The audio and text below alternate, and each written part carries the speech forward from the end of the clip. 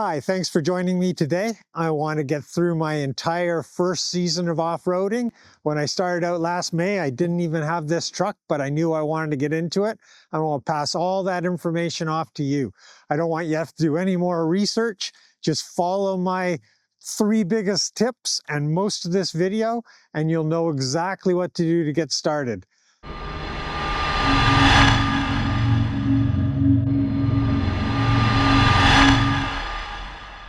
My first big tip is to find an off-roading company. There's one in just about every area of Toronto, wherever you are in Canada or the US. If you don't have a truck yet, go down and talk to them. There's basically 3 setups you probably want to look at. You want to look at Jeeps, you want to look at Toyotas, or in the mid-range, or you want to look at full-size trucks. And in the full-size trucks, you really want to be with a Toyota Tundra, or you want to be with the Rams. There's lots of other options out there.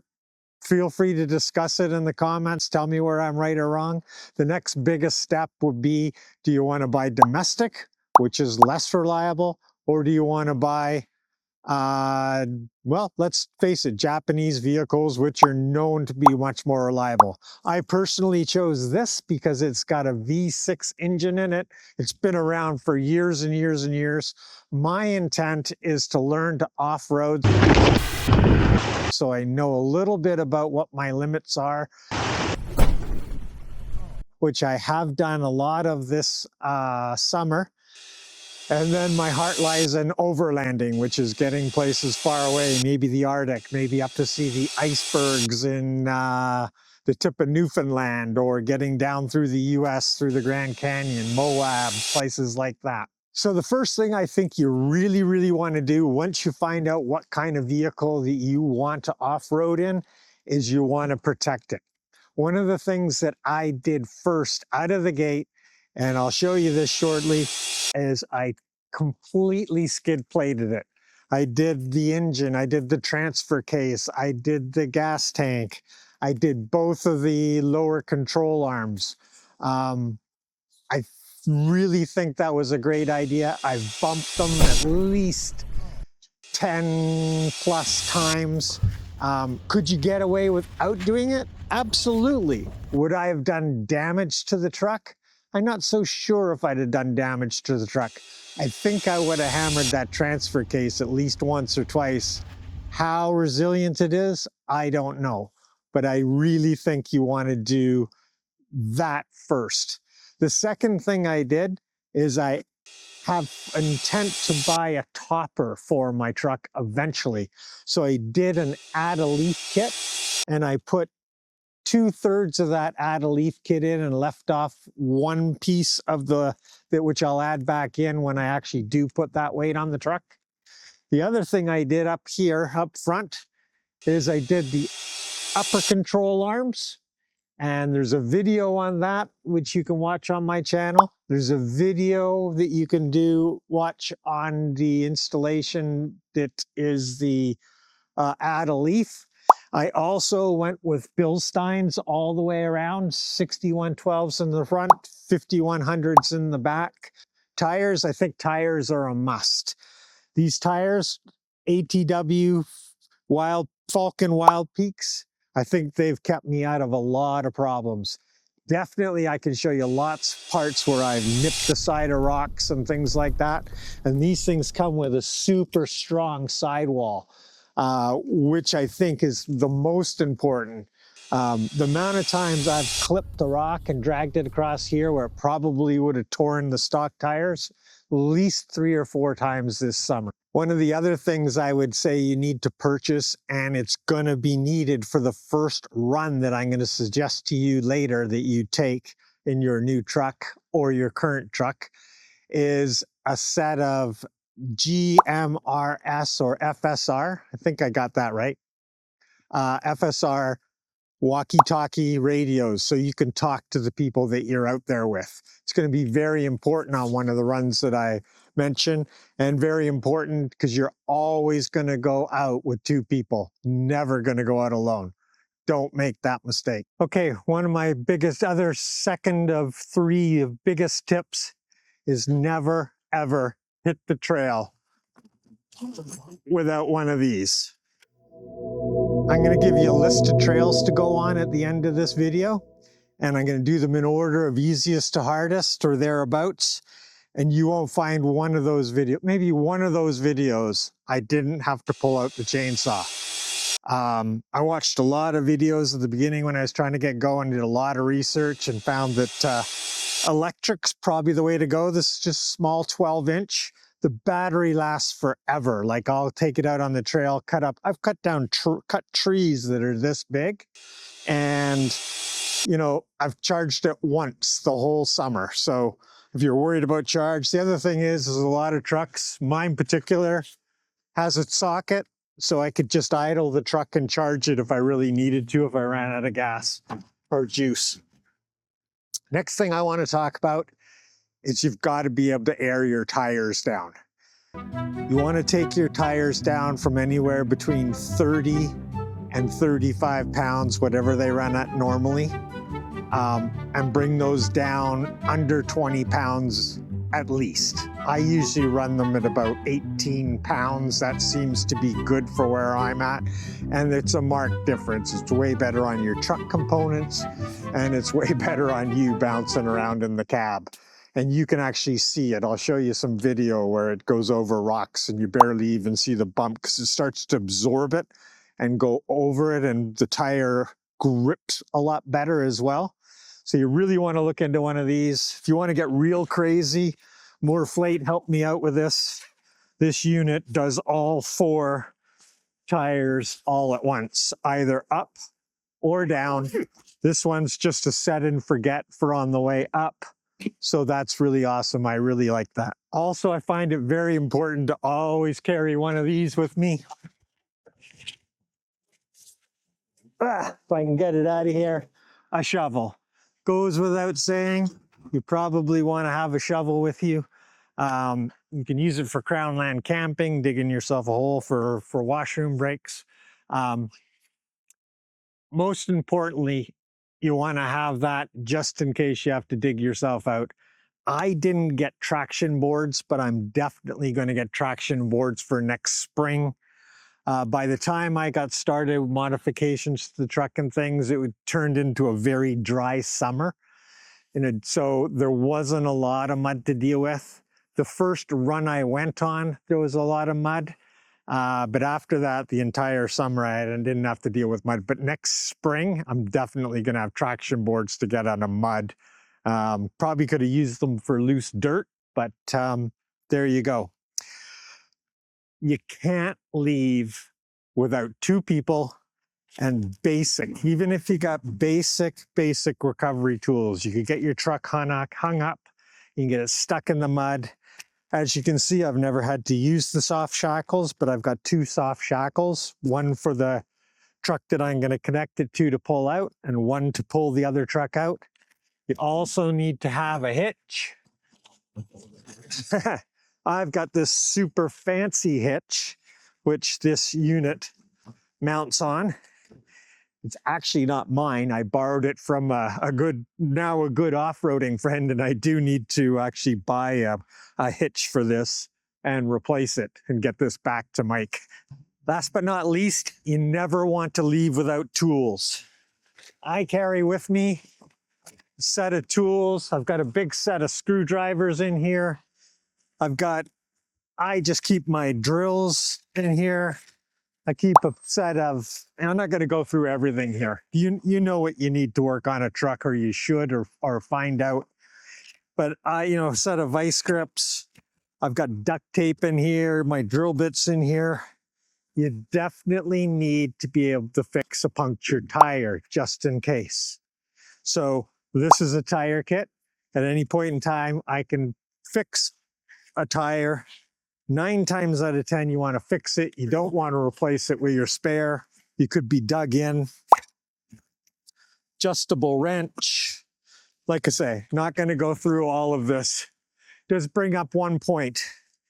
I was on a budget, so I only bought 4 of the T4W tires. My spare under here is still the spare that came with the truck. So that being said, start of next year, I'm going to get another one because you can't drive the truck in four-wheel drive unless you have 4 tires that are all the same.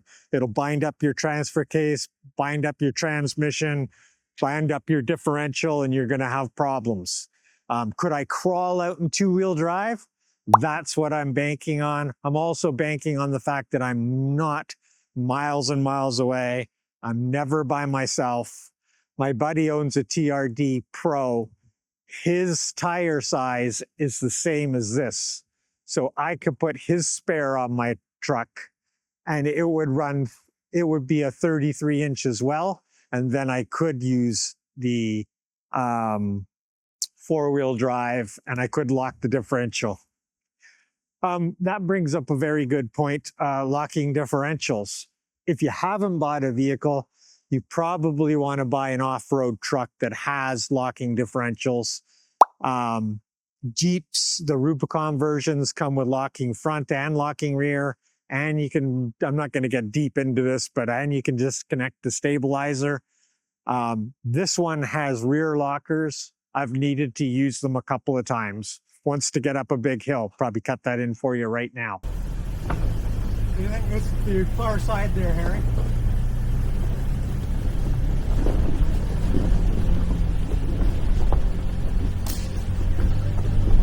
Stay over here? Yep.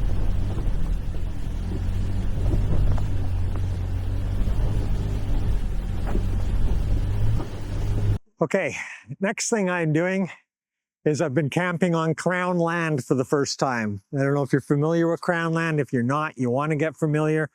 Crown land you can camp on, no cost. Just pull your truck up, set up your gear, and camp. The important thing about Crown land is you need to be able to cook. You need to do anything you need to shower, bathroom breaks, all that has to be taken care of, the shovel.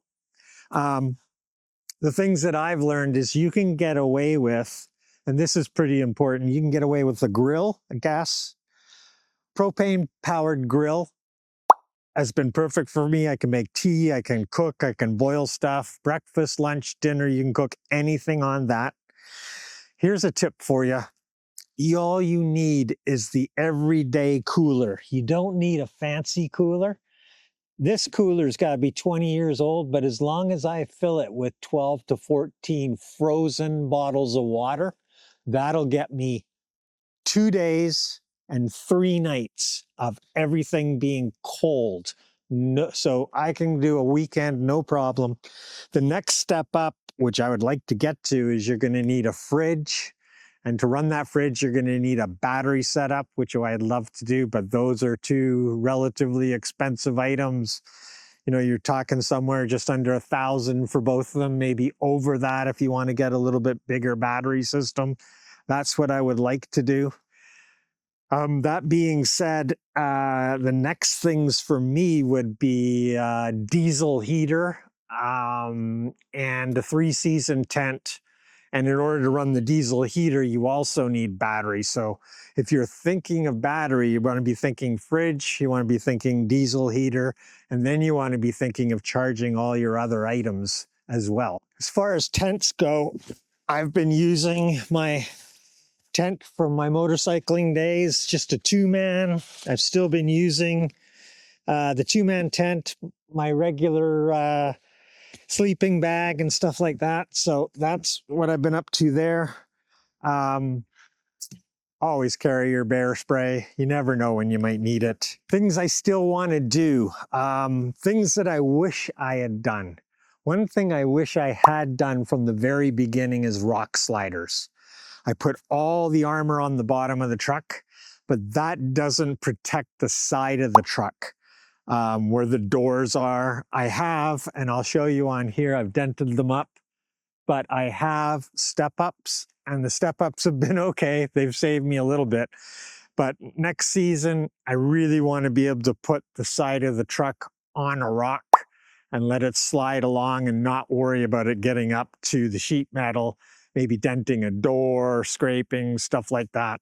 The other thing is a lot of the rock sliders, they come with a kick out. Couple of times I've been in this position where if I had a kick out, I could have just driven through something and not worried.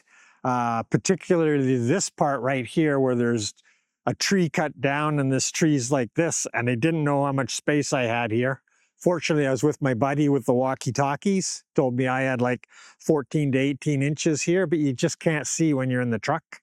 And on this side, it would have been nice to drive by knowing that if I got too close to that tree, it would have just kicked the back of the truck out for me closer to this side where I had the space. So that's also very important. So my most important tip to close this video off before I tell you what trails you should go on, would be to become a member of the Ontario Four-Wheel Drive, Ontario Federation of Four-Wheel Drive, OF number 4WD, OF Four-Wheel Drive.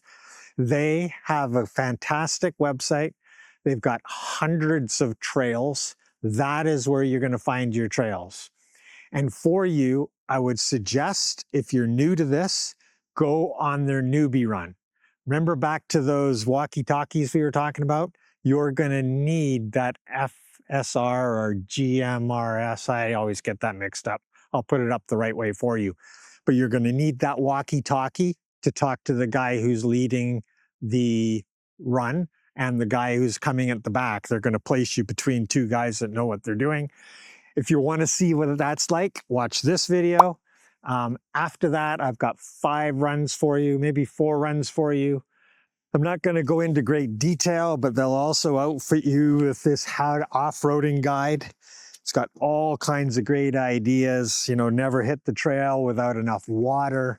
Never hit the, you know, in case you get stuck and you're out there for a long time. We're not talking about 1 bottle of water here. You know, what you should bring with you, a checklist for your truck before you go out, all kinds of things, how to respect the environment, leave the environment better than when you started out. These guys, they've been all aces for me. Their websites really helped me out. And I've talked to a couple of people that work there and been out on the trail. That's where you're going to get your runs from. Here we are. This is the Ontario Federation of Four-Wheel Drive site. This is where you're going to join. It's $50 a year. It's worth $50 just to go on the Ontario Four-Wheel Drive newbie run if you're new to this and you want to get into it. There's lots of information on here. There's trail index is what we're primarily interested in, but you can see the events. You can go and see information about the newbie run, what they're going to teach you. They're going to send you out with a guy in front and a guy behind that know exactly what they're doing. They're going to take you out on one of the trails. So let's get right into the trail index here. I'm going to launch the trail index. I'm going to agree. And it's going to take me to this search. So we can either do a search or we can browse the map. So what I want to do on the map here for you is I'm going to expand it out and we're going to quickly go over here. We're going to go, look, this is Sudbury. This is Toronto down here. And over here is Ottawa. So basically within the Sudbury, Toronto, Ottawa triangles where all your trails are going to be. You've got hundreds of trails on here. This is called VMUTs, so you can see how many trails are on here. You can see a lot of the links. So this is going to tell you that there's caution and a deep washout. This is going to tell you that there's water, but it's fine for crossing. You're going to see the start of trails like over here on number 2. It's going to tell you about what you need to drive here. You can actually go in and view the trails and things about it. Right here, you can actually download the trail. I'm going to show you that in a sec. Let's go back quickly. Let's escape out of here and go back 1 step and we'll do a search. So the newbie run speaks for itself. Let's go to Bark Lake. This is probably, if you do the newbie run, this is probably the one that I would suggest you do first. Well, let's search it. Going to come up with a bunch, but we're just going to go to the major Bark Lake here. you're going to find it's a rating of 1+ and it's open. So let's have a look at it. There's the starting coordinates. There's the finishing coordinates. It's going to give you a bunch of information about the trail. It's going to say, hey, somebody did a video on that. I'll post the video right here. That's my video. Thanks, guys. Really appreciate you putting that on there. Let's go to see this on the map. So even though it says a 1+, don't be deceived. That 1+ is still a nice drive. It's got some, if you're new, it's going to have some rocky hills to get up and stuff. Things you're going to look at and go, wow, this is for a new person. Quick sip of tea. So there's the trail. There's the start. There's the finish. And I want to say one thing right here about trails in general. This may be rated at a 1+, but it could quickly become blocked. If there's a lot of rain the day before, you could find, you know, one of these water crossings or somewhere where there's, that's a lookout. But you can find that, see where this creek goes across? That might wash it out. It could also turn that into a monster puddle. If it's been raining for a week before, that puddle could turn this into a 3.5, where only guys with very modified off-road vehicles would be able to make it through here. So be very careful about the weather you're chasing and what trail you go on. That could become a very big factor for you. I'm going to go back here. I'm going to go back to this list here, and let's have a look at what you should probably do second if you ask me. The North Road. I'm going to go back one more here. We're going to go search the North Road. And the North Road is a very long trail. Once again, super nice of these guys. You'll see that a member, me, has done a video on it. Very interesting. Here, let me bring up my video here.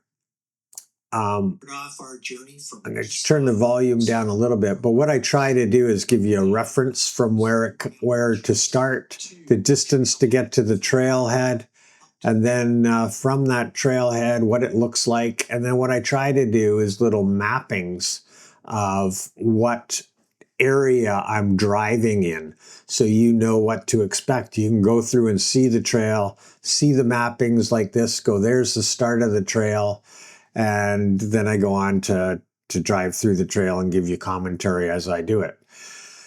So what I'm going to say about the North Road is, if we look the North Road up and we go on to the map for the North Road, this particular trail is 6 hours long.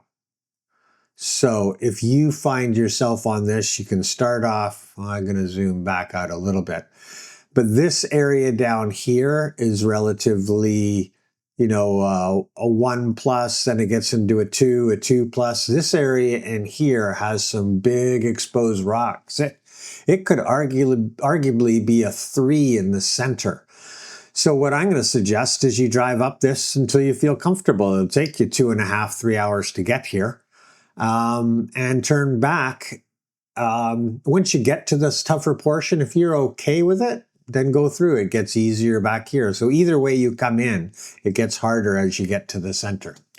Let's go back again and back again. And the one thing I wanted to show you is you can actually download a GPX of the trail here. I downloaded one already. I'm going to open up the whole here. This GPX you can import into your app of choice, or Ontario 4-Wheel Drive has an app for your phone or for your tablet. But if you prefer to use something like Onyx Off-Road, you can actually import this and run it in Onyx Off-Road. So that's great. Now, the next thing I'm going to do is I'm going to suggest, hey, why don't you, if you're happy with the North Road and you want something a little tougher, Tom's Lookout's a little tougher, and in the same day, I've done a video on these, you can do McGilvery's Lookout or Crooked Slide. One thing I'll point out though is you're going to need lockers to get up the hill. Watch my video down here, and you'll see that this is a significant hill to get up. I got stuck on it, and so did the gentleman from OF Four-Wheel Drive. Tom's Lookout's a tough one, really nice to get up there. And then the latest one I've done is Little Jack's Lake, the Petroglyphs Hydro Line, which is that's this video here, but I'll put up the thumbnail for you. So there you go. There's the Ontario four-wheel drive site. There's home, and I really suggest you spend the $50 on this site. Well worth it. Hundreds and hundreds of trails for you. One last bonus tip would be make sure you read your manual for your truck front to back. You don't just press the button to go into four low. You just don't press the button to go into four-wheel drive. You don't just press the button to turn the lockers on. They all take a little time to get in, to adjust, and you might have to wiggle the truck back and forth. In this particular truck, you need to put it in neutral. You can actually shift from four-wheel low to four-wheel high, I think. Got to check that out. Maybe it's just four-wheel high into two-wheel while the truck's under 25 kilometers. Just put it in neutral and shift. The other thing about this truck is it has MTS and crawl mode. So if you get yourself stuck, there's a lot of modes that can get you unstuck. You put it into MTS crawl mode, turn it on slow, pick whether you're in mud or sand or water or a multitude of other different terrains, and the MTS will lock a tire by applying the brake. So if you have this tire spinning, be it your front or rear, it will start braking that. And once that tire's broke, that brakes are applied on that wheel, I should say, this one will start getting the power. So if you, in theory, if you have the rear lockers on, both those tires are going to turn like this. And if your front tires, one of them is loose, your MTS is going to clamp that with the brake. And then you have your three tires at least running that have traction getting you out.